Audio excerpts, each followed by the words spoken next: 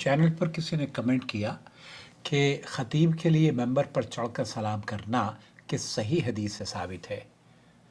اصل حدیث صحیح بخاری کے اندر موجود ہے۔ عن ابن عمر رضی اللہ تعالی عنہما قال كان النبي صلی اللہ علیہ وسلم اذا استوى على المنبر استقبل الناس فسلم علیہم ثم جلس۔ یہ حدیث نمبر 918 ہے۔ عبداللہ ابن عمر رضی اللہ تعالیٰ عنہ فرماتے ہیں کہ نبی کریم صلی اللہ علیہ وسلم جب ممبر پر تشریف لے جاتے اور اس پر ٹھہر جاتے تو لوگوں کی طرف متوجہ ہوتے، رخ کرتے اور انہیں سلام فرماتے، پھر بیٹھ جاتے۔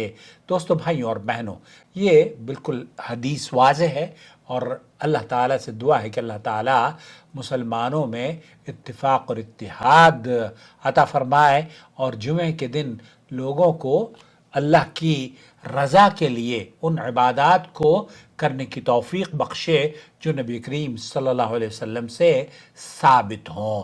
بلکہ جو نئی نئی چیزیں ہیں نا، جیسے کہ احتیاطی ظہر لوگوں کا پڑھنا ہے، اسی طریقے سے جمعہ کے دن جمعہ مبارک کہنا ہے، بہت ساری خرافات ہر دن کے نام سے شروع کر لی ہے۔